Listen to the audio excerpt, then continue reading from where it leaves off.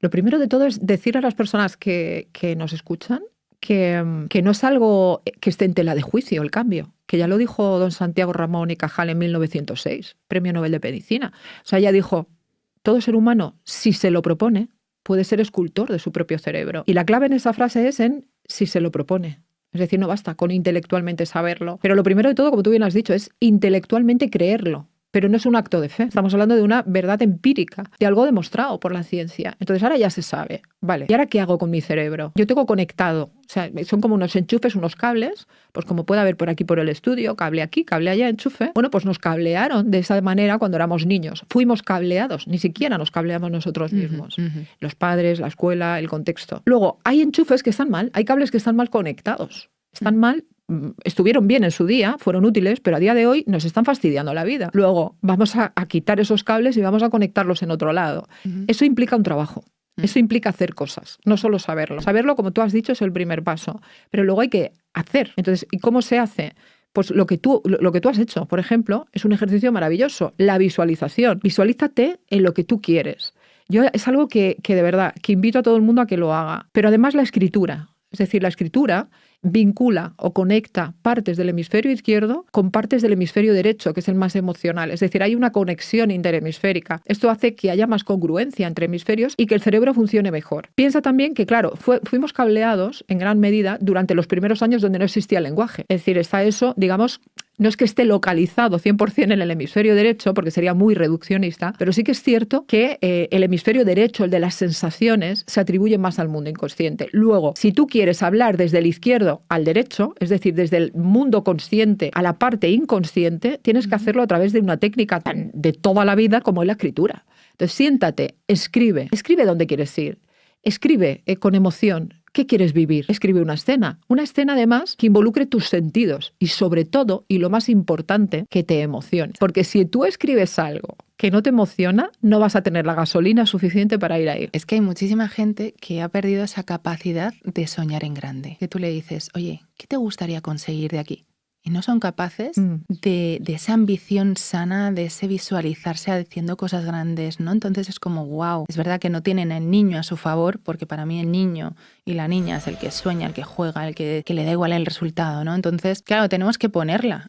O sea, yo siempre digo que podemos tener el gabinete de crisis, que es el que te paraliza totalmente, o un gabinete de sabios, que es tu niña, tu adolescente y la anciana que serás. Ya tú ahí pregúntale lo que quieras cuando estés bloqueado, que ya verás qué buenas respuestas te trae. Qué bueno. Entonces, ¿cómo podemos hacer que esa niña sana esté con nosotros? Hay que ir a verla. Yo también soy muy partidaria, Diana, tú sabes, de ir a ver a esa niña interior. Sí. Además, yo, para llevarlo al terreno donde yo me desenvuelvo laboralmente, profesionalmente, es la amígdala cerebral. Es decir, las amígdalas cerebrales tenemos la izquierda, que es la de las emociones más finas, más elaboradas, y la derecha, que es la de las emociones más potentes, la rabia, la ira, el miedo. Pues eso se ha visto en resonancia magnética que la derecha, cuando la infancia fue traumática, es más grande que la izquierda, tiene más neuronas.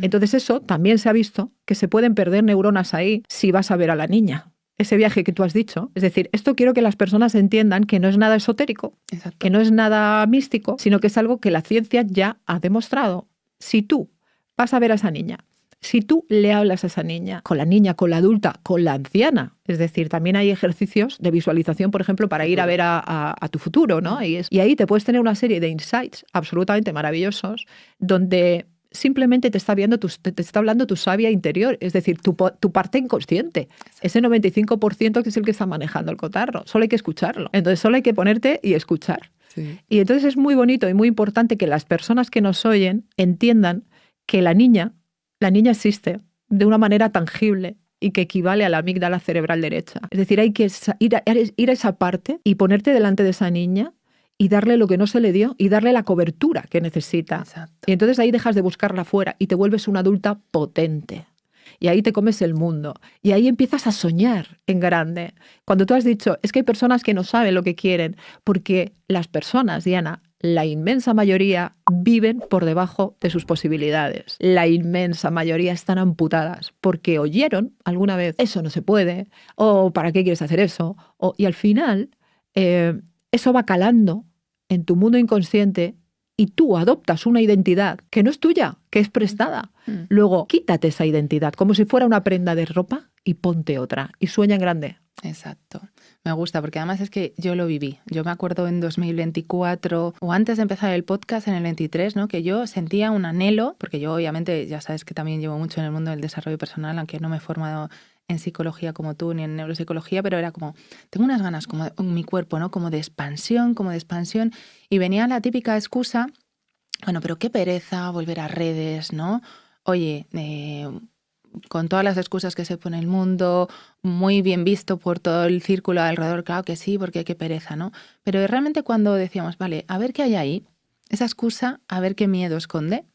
Y el miedo era el miedo al rechazo, que el miedo de ese rechazo tenía una edad, una experiencia que yo no recordaba y que había que ir ahí por exactamente lo que has dicho tú, darle a esa niña lo que no tuvo, hablarla y resignificar, no que esa experiencia desaparezca, resignificar, y tantas veces se iría a esas excusas que salgan camino a tu objetivo, porque eso necesitaba ser visto. Entonces de ahí que me aportó a mí en particular, y también lo he visto con mis clientes, más libertad, más atrevimiento, mejor acompañamiento a mis clientes, porque una cosa que yo he entendido acompañando a personas es que cuanto yo más me trabajo mis bloqueos inconscientes, mejor puedo acompañar a mis clientes.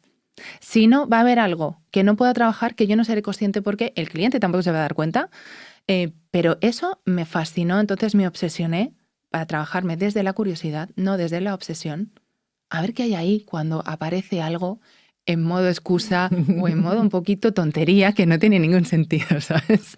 Entonces, a mí me parece tan interesante y tan apasionante, yo siempre lo digo a los clientes, fíjate el objetivo y de camino veremos los obstáculos que salgan para trabajar, pero no nos obsesionamos de vamos a trabajar porque no sabemos a qué edad vamos a tener que ir. Ese miedo, cómo hay que trabajarlo. Entonces, mi pregunta aquí, los miedos se camuflan muy bien.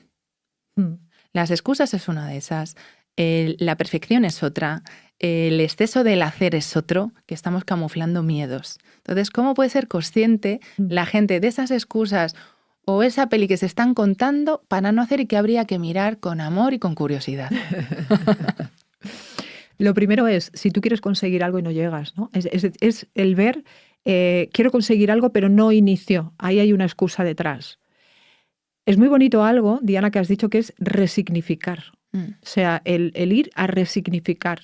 El pasado es súper constructivo. Se ha visto que el hipocampo, que es la parte de la memoria del cerebro, que almacena la memoria, cuando tú recuerdas algo, hay una ventana de unas 3-4 horas en las cuales lo edita y lo vuelve a guardar. Lo almacena de nuevo editado. El resignificar es eso. En neuropsicología sería eso. Sería el hipocampo, como el bibliotecario de tu cerebro, abre una ventanita, tú le das una memoria más amable de lo que sucedió, de ese momento donde viviste una experiencia que te coarta luego de adulta, ¿no? Entonces, el resignificar es muy importante. Y luego también lo que has comentado de cuando tú has vivido algo, cómo ayudas a las personas con las cuales tú trabajas, ¿no? Evidentemente, cuando tú ya has transitado por eso, ayudas desde un punto que ya es mucho más importante que la formación incluso, que es la experiencia vital. Y luego desde la curiosidad interna y desde la pasión que tú sientes por tu trabajo, ¿no? Y la pregunta, Diana, que se me ha ido. ¿Cómo pueden darse cuenta? Porque claro, es que nos empezamos a contar los relatos y compramos todo. ¿Sabes? Entonces es como, claro, normal, y el círculo en torno que tienes a tu alrededor es como, claro, es que eso qué pereza. Entonces, ¿cómo darnos cuenta que esas excusas, que esos relatos te están escondiendo miedos que no te impulsan a atreverte? Claro, porque no dejas de pensar en eso. Es decir, si es algo que verdaderamente te llama y te apasiona, el entorno te puede frenar, tú mismo, tus excusas, la inercia, lo que quieras, pero vuelve a salir. Vale. Es decir, pasa un mes o un año, pero eso vuelve a surgir.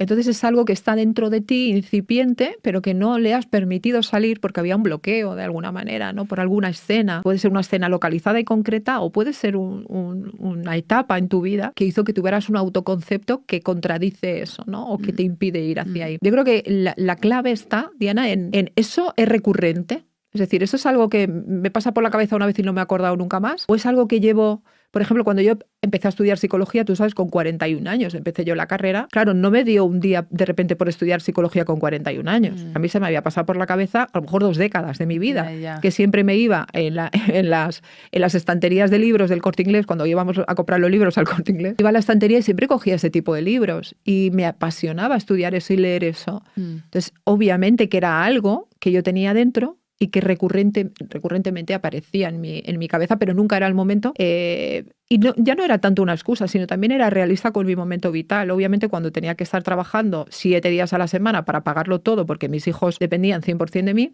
pues no tenía tiempo de estudiar una carrera. O sea, hay que ser realistas. Claro. Las personas también hay que transmitirles paz, porque muchas personas quieren hacer algo, pero realmente no pueden porque su momento vital no es el adecuado. Y hay que ser amables consigo mismo y darse cuenta de que ya habrá momentos en los cuales puedas, ¿eh? Claro. Porque yo estoy haciendo ahora cosas que no podía hacer 20 años también. Exacto. O sea, cojo maleta, me planto a vivir en Dubái y esto lo hago ahora, que a lo mejor es lo que hubiera hecho la gente con 25 años o lo que el reloj social dice que hay que hacer con 20 años o con 25. Pues yo lo hago con 55, me da igual. Que al final pero lo hago. Las pones tú. Lo bueno que hemos aprendido nosotras es que las normas... No. Es que yo creo que es los límites, lo que estamos hablando, que está quedando muy bonito lo que estamos hablando por eso. Porque los límites, o sea, es algo súper bonito. Nos ponemos límites y cuando te cargas los límites, entonces empiezas a vivir desde un lugar muy diferente en el que te puedes permitir soñar. Y además yo creo que también hay una parte de cuando esa intuición te pone objetivos, ese anhelo, como dices tú, ¿no? Que vuelven una y otra vez esos objetivos porque hay algo que tú sabes que has venido a hacer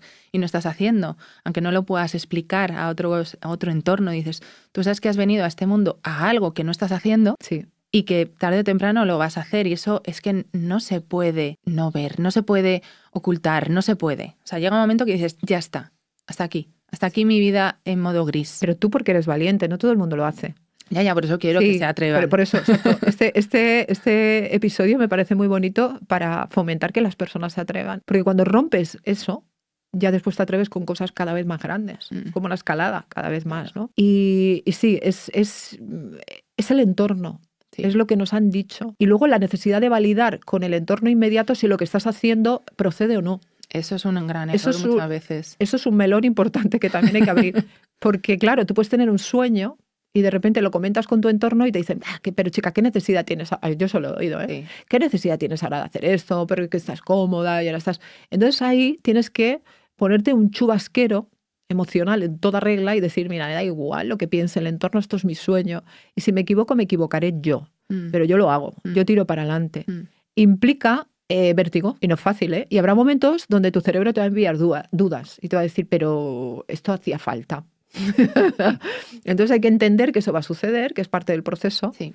Y desde luego no quedarse en vidas que nos opriman, no quedarnos en vidas que no nos hagan felices, porque hemos vivido aquí, hemos venido aquí a vivir vidas plenas y a disfrutarlo a tope. Total.